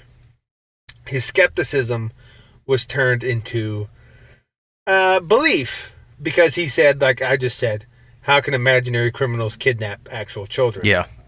And, how could that be? So it wasn't hysteria. We know that this happened a lot. We just don't know what they were doing. So America experienced this extraordinary wave of fake caseworkers throughout the 80s into the early 90s. And that's when they first began operating in teams. Prior to this, it appeared to all be lone nuts. But these teams hit many parts of the country, mostly rural localities, right? And they did so in the presence of largely media silence, which, as I said, sort of helps their case after the fact. Right. Nor is this limited to the Anglophone countries. He did a little bit of research, found that similar things have happened in Africa, in the Middle East. Similar story. Caseworkers show up, but they don't ever take the children. But he said, I focused my efforts only on really England and America because they speak English, and these other ones, to really dive into it, I would have to know like Swahili or something, and I don't. So, it appears to be it appears to be a global phenomenon. Can we go back for just a second? When you say that there was no media coverage in the United States, do you mean that there was no national media coverage, but there was some local? So there would be like a local story in a newspaper, okay, right, about it. But it was never connected as like, oh, didn't the same thing happen like 2 weeks ago, state over? Okay. Right? And so no one ever got a picture that this was anything more than like one crazy case. Mm-hmm. It never developed into like a consciousness of like... Right. It wasn't a big national scare. Yeah. Wasn't a big national scare. Correct. And so there are records. That's just how you have the records, right? Like, for instance, here's an account from 1982, December 20th, in the Tampa Bay Times. So this was printed in the newspaper. You could follow up with this in the Tampa police reports and find the actual police report of it happening. And it was published, but it was never connected to the fact. This is actually the first one in America that he could find in the 80s. But this account is never connected to the fact that then it also happened in Tennessee in the same thing. And then it also happened in Virginia. And then it moved up and seemed to concentrate up north for a long time. Here's the report. Tampa Bay Times. 2 men said they were social workers investigating a child abuse complaint. Last Monday, they appeared at the home of a St. Petersburg couple and asked to see the couple's 2-year-old child. When the 2 men left a few minutes later, the couple began to wonder if the visitors were really who they claimed to be. The men arrived without notice at a strange hour, 10:30 p.m. And though they showed identification, the couple did not have a chance to look closely at the ID cards. It's possible the couple's suspicions were well-founded. The men were con artists trying to get a look inside the home. So here we see the initial thing they offered was it's burglars. It is also possible the men were investigators with the Florida Department of Health and Rehabilitative Services, doing their jobs. Which the author then says, that's the end of the article. The author then says at 10:30 at night, no way. Yeah. Right. First of all, government employees don't do anything past 3 p.m. True. Right? We know that. No social worker is going to be motivated. First, it's bad protocol to show up at 10:30. If there was an actual child, like you thought this child was about to be murdered tonight, right? You might show up, but you would have a policeman with you, Yeah. maybe 3 or 4. Right? You wouldn't just be 2 social workers showing up at 10:30 p.m. That's not a legitimate social worker, right? And the article offered, there was a brief thing before that where they offered words but no explanations about a similar incident that happened in June, where they said a couple in Clearwater, Florida, names not given, received a similar late-night visit from a social worker who falsely claimed that a child abuse complaint had been levied against him. So, in this Tampa Bay article, they say, oh yeah, this happened in June. And then that's the end of it. They never look into it more, as a journalist should do. They just say, weird. Isn't that weird? Let's go back to talking about AIDS, which isn't real, right? Which is what they did in the 80s, or I don't know. In 1982, was that sufficient time for them to be flustered about AIDS yet, or was that more like the late 80s? I think it was a little early. A little early to be worried about AIDS. You could still be Boy George in 1982 and not get AIDS. So there was another report in the middle of July in 1983 when the PSWs hit Juanita at the edge of Lake Washington, which is now a suburb of Kirtland. 2 well-dressed strangers, male and female, showed up at the door of a married couple. Not named in the source. They claimed they were from CPS, Child Protective Services, and they'd come to take the couple's child away due to abuse allegations. The mother rightfully demanded identification. The CPS agents had none to show, and the door was slammed in their face. So, early on, whoever these people were, sometimes they didn't have identification with them, although in the first case mentioned they did. But later, it seems like this was standard practice. They had some sort of paperwork show, if asked. And then on Friday, later that same week, the same bogus agents returned, accompanied by, quote, a man dressed in an outfit similar to a police officer's. But again, it was a little off. Like one person said, he was dressed like a police officer, but like a police officer from 1940? Ooh, weird. Like his outfit is really out of date. You know? And so instead of handing over the child, the unintimidated parents called the real police. On the phone, they dialed 911, and the imposters promptly moved on. They got back in their car, drove away. No one ever saw them again. Just as a note to anyone listening, if this happens to you, you actually have to go through the courts for them to take your kids. It won't be a surprise. Yeah, that's true. Right? You have to be summoned into the court. Yeah, there's hearings and all that stuff. And a hearing. They can't just show up in the middle of the night and declare it. So if that happens, it's not real. Right? If they do think that you are about to murder your kid, they might show up with police to stop it right that second. But that would be exceedingly rare, and it'd be pretty obvious that it was real because there'd be squad cars all over the place. And you'd probably be arrested on, Right. They might think they consider you an active danger to society. Right. So so if these people ever show up doing this, it's not real. Like they have to, like a social worker can show up at your house, but they can't take your kid away without going through the court. You understand? Okay. Then it happened in Canada, in a town called Brooks, a mid-sized city 100 miles east of Calgary, in Alberta. There was what was described as the AirSats child worker visited a number of houses in this town, quote, offering to give children physical examinations. It's a weird choice of words. Offering. Here's the report. In two incidences since last summer, imposters claiming to be acting on child abuse complaints have entered families' homes and conducted examinations of youngsters. An unidentified man and woman describing themselves as welfare workers called on a family Wednesday and gave one child an examination before playing the parents a tape recording of a bogus telephone call alleged to have been made by the complainant.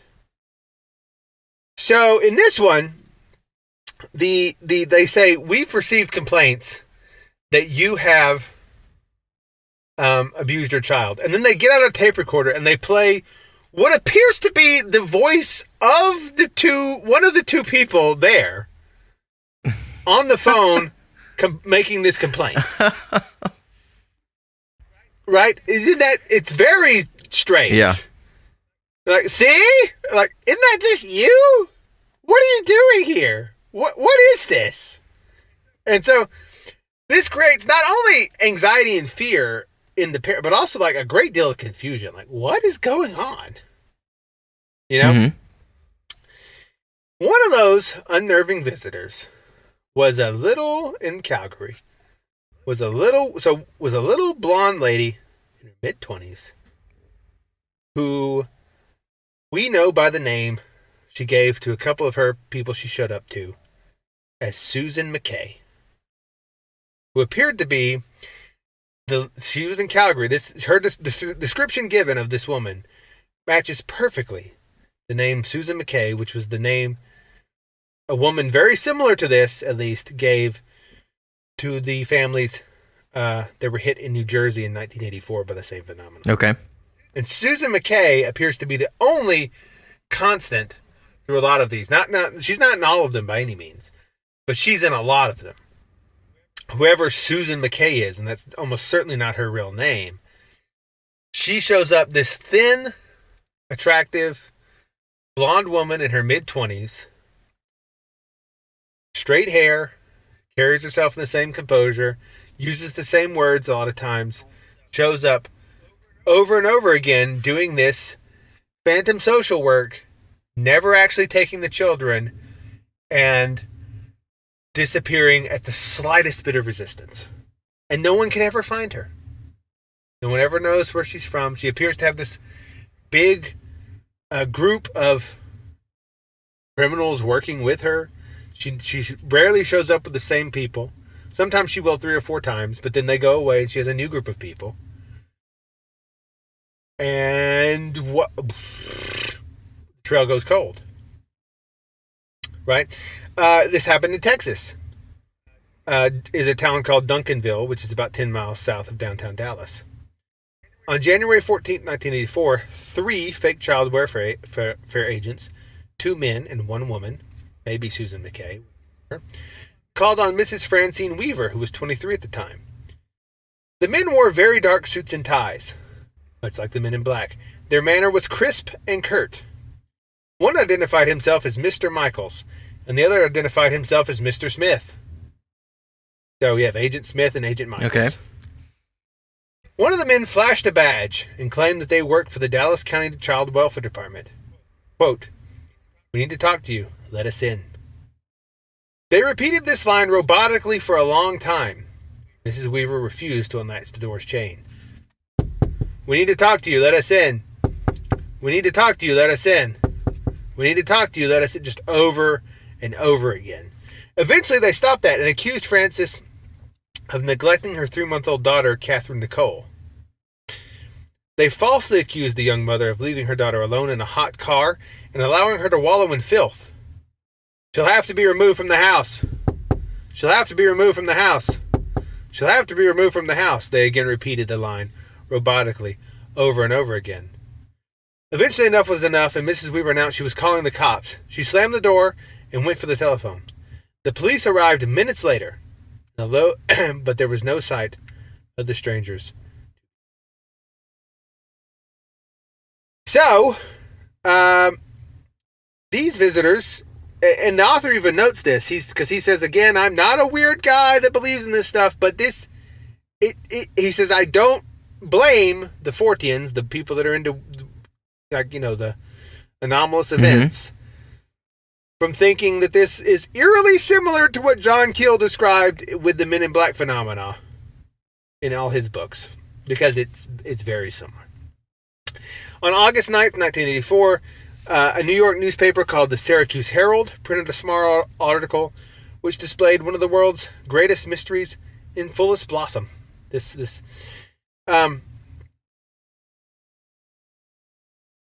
like the archetypal case. Okay. There were multiple perpetrators, multiple incidents. The criminals had insider knowledge. They had seemingly official documents and identification. They falsely accused the parents of neglect and abuse.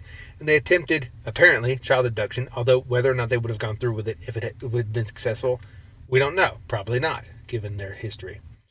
Trenton, New Jersey, 3 people posing as social workers have tried to kidnap children from families by showing parents phony papers and telling them they had orders to take their children away. The imposters visited 3 families last month in Middletown, Franklin Borough, and Branchville, State Human Services Commissioner George Albanese said Wednesday.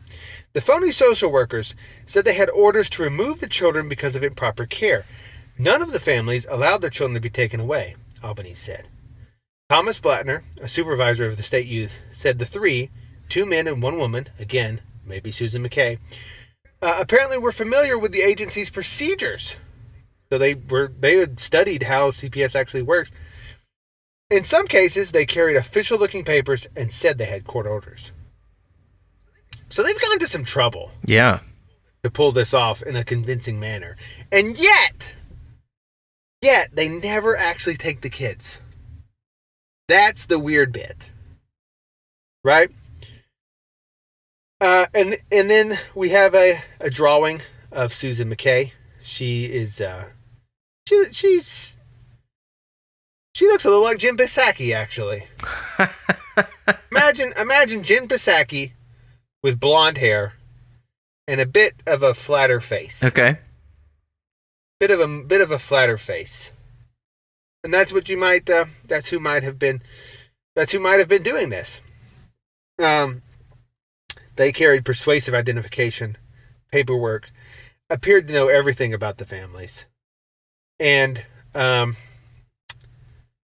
one ever could figure out who they were. In this case, there was a black man accompanying her who we have a name for. He was Bob. He was her alleged supervisor, quote unquote. And an unnamed white male in his mid-20s sometimes went around with Bob. For their first Middletown appearance, the Phantoms chose a foster home with 8 children.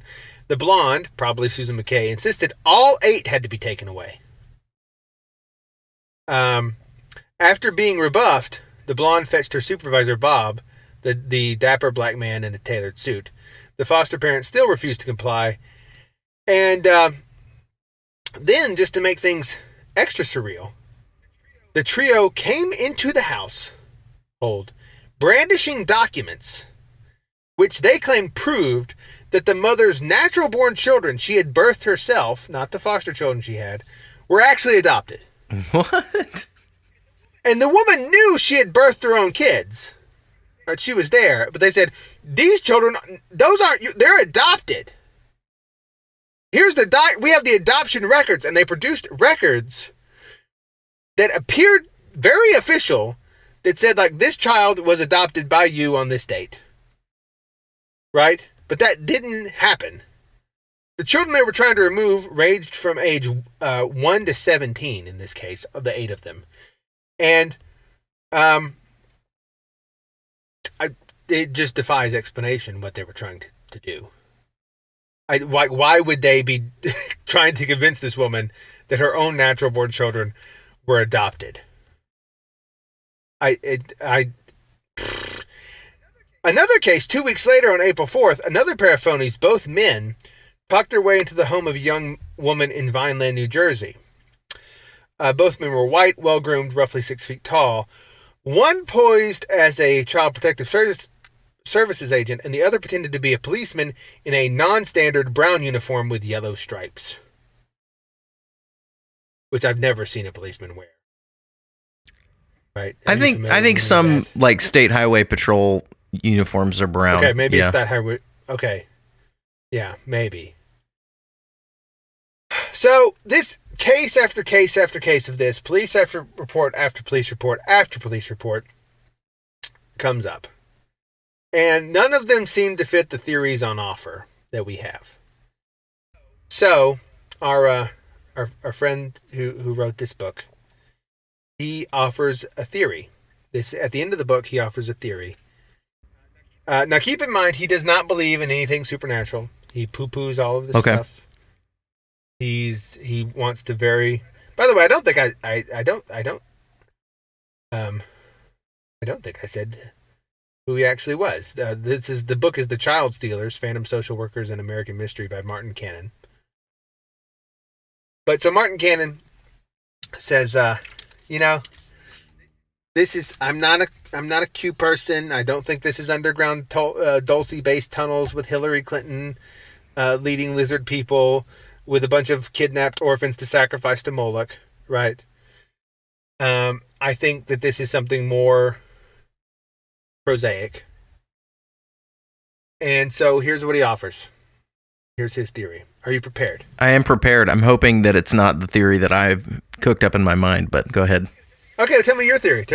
I think that this is either a psychological experiment being conducted by some sort of government intelligence agency, or it's a training program by an intelligence agency to teach people how to gain access or harass a target.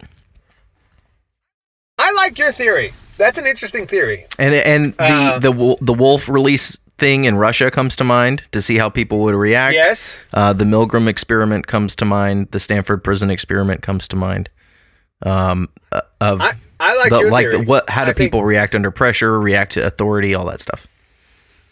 Yeah, that could be, right? I like your theory. That goes a good ways to explaining some of this stuff. Now, our friend that wrote this book, Martin, he probably trusts the government too much to ever imagine them doing that. But I think that you are 100% that they might do such a thing. His offer, he says, well, look, they don't take the kids, so that can't be the motive. The one thing that appears to happen often, though, if they do gain access to the home, is they want to inspect the child. So maybe that's the point. And he said, what if, he said, cameras have been small for a while. People think that these new cameras, World War II, they had spy cameras that would like fit in a pin. Little bitty.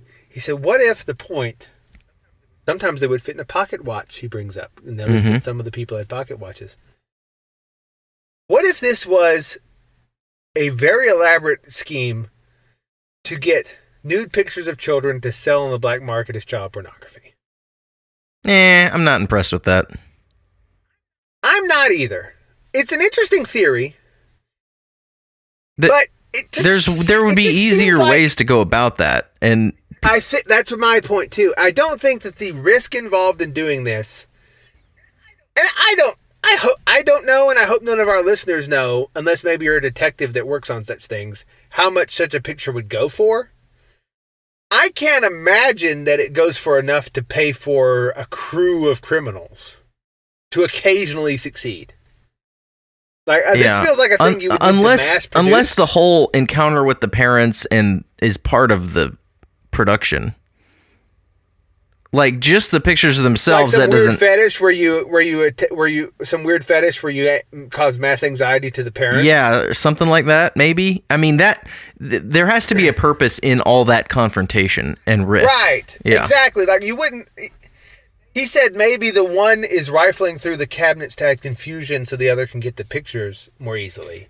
That and I think typically people that are drawn to that sort of thing are very conflict of averse people.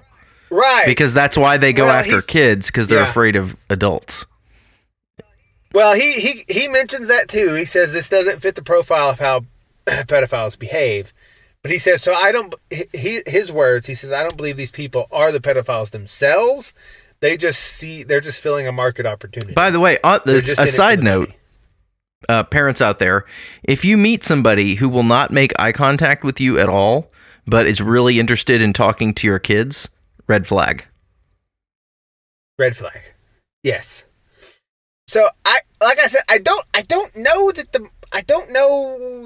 the market, but I can't imagine the market would sustain such behavior. Like, there's no way that occasionally, once in a while, getting some nude pictures, just like a medical exam picture, not like doing anything overly sexual.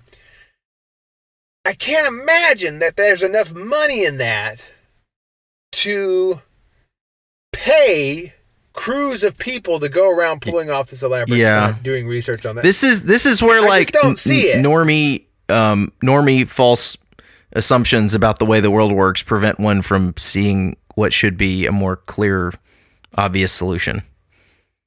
Right. I mean, I agree with you. I think your theory that this is some sort of ops training thing, or a psych experiment, could be either one. I think that makes a lot more sense. Like I said, I just don't see the market. I mean, those pictures would have to be. Now he defends himself saying, "Well, in the 80s and 90s, the internet was very new, and so this was like a new market." Because he also mentions like it's hard to see how this could be affordable. But grooming and child abuse were not new in the 80s. Exactly. And I can't, because the market would be flooded with these images if there's such a demand for them, because there's a lot of bad, abusive parents out there that would just do it to their own kids. Yeah. You wouldn't, and I don't see the supply and demand working out here to justify. And the overlap between the behavior of these phantom social workers and the men in black is so big that I can't help but feel that maybe there are manifestations of the same whatever it is. Right. And further, if there was a whole thing to try to get pictures of kids, there would be evidence of that, and they would probably have gotten caught because the pictures would show up online somewhere, right, or the dark web, or wherever. Well, like they said, the internet wasn't around during this whole thing, but it was just getting started. It would there would have to be some sort of evidence for that eventually, and I think it would be more likely that they would get caught, and it would also be more likely that the phenomenon would have made national news. And that's another reason I think it's some sort of intelligence thing, is because they have control in many cases over what gets on the national news, especially if it's just an isolated local story that they don't want to go national. This has been true forever, that intelligence agencies have some measure of editorial control over what becomes mainstream media narratives. I mean, that you just crack a history book at this point. It's all, there's so much evidence for that. It makes sense that if it was an intelligence operation, it would not be in the national news cycle, because but it was in the national news cycle in the UK when it happened. Well, were their children actually taken in the UK? No, same thing. Interesting. And like the author notes, this appears to be a global phenomenon that happens. Well, maybe in the UK, maybe the circumstances were different in the UK, and because I think the UK has a lot more independent media than the US does historically. Maybe so. So they just may not have been able to exercise that kind of control. Yeah. So I guess so what is if your theory was right, and it isn't some sort of weird paranormal loose harvesting demonic thing, what are they testing? What are they learning by this psyop? If it's a psych experiment, it could be, you could learn a lot about gaining access, like learning skills about getting into somebody's house when you you shouldn't be there. Psychological intimidation, maybe. Right. Like if you can't, Yeah. because it sounds like in most cases they didn't do a very good job of faking. Like they didn't have the resources to like they didn't show up with like real police and police cars and all that stuff. They're operating with very little resources as far as convincing their cover story. So then they have to make up for that through intimidation or consequences or threats. Because I think from the parents' perspective, they're like, oh, if I fight these people, I'll definitely get my kid taken away. But Right. if I cooperate a little bit, maybe I can make them go away. Right. And so they're saying is like, how do you get somebody to cooperate with somebody who is clearly an enemy? Like they've already decided that you're an enemy, as every single parent would, but how do you get them to cooperate anyway? Well, it's like you convince them maybe there's an easier way out. Like maybe I can, right? You see what I'm saying? Yeah. That makes sense. Like training the agents, like they know you're an enemy. How do you gain their cooperation anyway? Right. Or how do you just gain access to them and their family and their house? Right. Even if they already are suspicious. Which this is a perfect scenario for that to develop that kind of ability. And then your theory is already better than his, and he spent years working on this book. Well, that's the limitations of normies. It's normie mental handicap. So yeah, I mean that could be if some government psychologist was tasked with, we need skills on how to gain access under these conditions. That sort of program would yield results. It would be interesting I wonder if there would be any way to tell if these couples these people, if they had any like familial connections, right, to intelligence officers. Well, you have to also explain the detailed knowledge. We need some people to do this on. Like, I'll do it on my niece Jody. I don't know. Well, well, I don't know. Maybe. I mean, a lot of times people are selected for Well, that's really more for recruitment if they have a family history. Not for targeting with stuff like this. Right. But you have to explain all the detailed knowledge that they have of the families that are being harassed. So how did they get that? Well, you'd have to have some kind of resources to be able to get all that information. Yeah, that would explain that. It doesn't explain why something's always a little off, like a pocket watch or an inside-out shirt or a weird police uniform. Maybe they do it on purpose to further raise suspicion. Yeah. So like they're trying to... Oh, like your costume is bad, your disguise is bad. Right. You're sort of... Yeah, okay, your theory's making a lot more sense. Right, yeah. It's like, how do you get somebody's cooperation that is already extremely alarmed by you and doesn't trust you at all and wants you to go away? But you still need to gain access. You still got to get in there. Right. How do you do it? And I bet that it's the perfect scenario for an experiment like that. Yeah. I mean, your theory makes a lot of sense. Maybe that explains the entire Men in Black phenomenon also. Maybe it's all that. And if you look at, like, what were the goals of the Milgram experiment, where they're like telling people they have to shock somebody to death and they make them think that they did it. You're testing the limits in a very cruel way. You're testing the limits of what you can get somebody to do. And so the same brain that would think up the Milgram experiment, I think that was what it was called, right? With the electric shock. The same sort of mind that would think that up, which of course intelligence people were sponsoring this research because they always do. Would come up with this one too. Like that's the same sort of thinking and callous disregard for like shattering somebody's mind and putting them under a lot of stress and messing with them, Yeah. Your theory is making a lot more sense than whatever was offered previously. Well, we should send Martin Cannon a link to the show. Yeah, that's the limit of the normie mind. They just can't, because they don't want to appear kooky. Yeah. They don't want to get too conspiratorial. Well, that's why a lot of people got wrapped up in COVID stuff, because they didn't want to appear kooky, and they didn't want to believe that the government was capable of what it is capable of. Yeah, and it just goes to show you he's wasted 2 years of his life trying to come up with a theory that you bested in 30 seconds, because his worldview is so limiting. Yeah. He's like a man who maybe has a trade that's a welder. No, man, come on. And he thinks that Laura Loomer is going to save him. Yeah. From Xi Jinping. Right. And he feels so adamant about this that if anyone ever brings up Laura Loomer in a negative way, goes to the trouble of... And get on there right now and rate us to 1 star 1,000 times.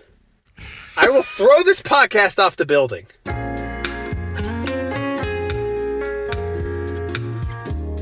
Okay, yeah, here's the before and after. See, she should have heard. There was nothing wrong with her nose before. Like, what? It was pronounced, but who cares? She's mentally unwell, and only other mentally unwell people trust in her as their political savior. I won't talk about Welder by Trade again. You know what, Welder by Trade? Let's make a peace offering here. Okay. This is what I want here. Peace. All right. If you change your review to 5 stars and say, "Come on, man," and then underneath it you say, sorry, I was stupid. Mm-hmm. Then I will...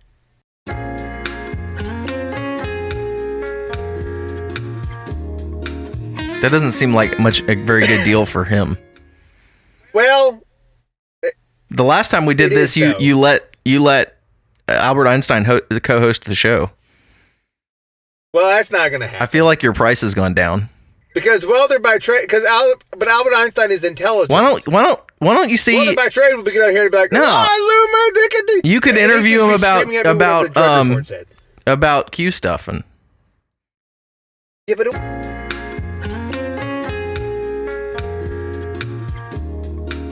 I don't know. It doesn't. I think he can leave it. I don't care.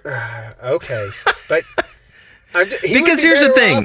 I don't know. You ever go on Amazon and you look at the reviews on a product and you can tell which reviews were 1 star because the person couldn't read the instructions and never figured out how to use the product. That's exactly the feeling I get. So it's like you couldn't read.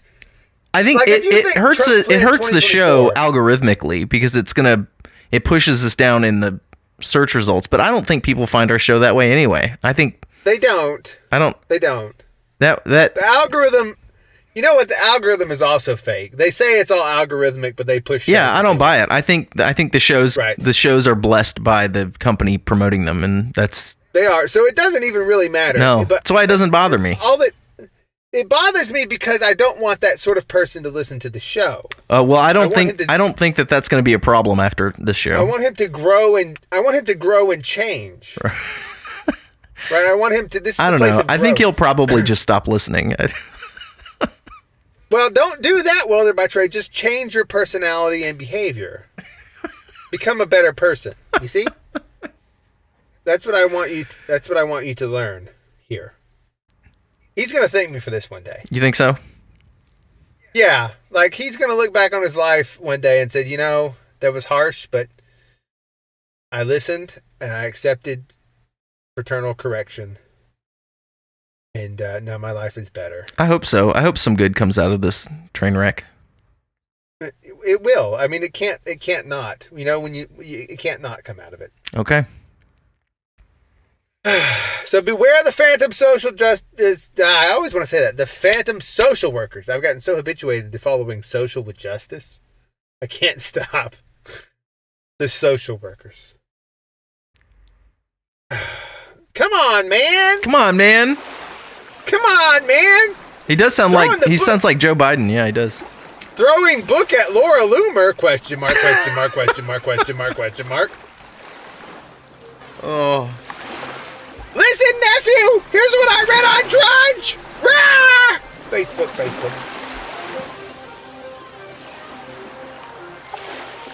Hang in there, Welder by Trade. It's going to be okay. So annoying.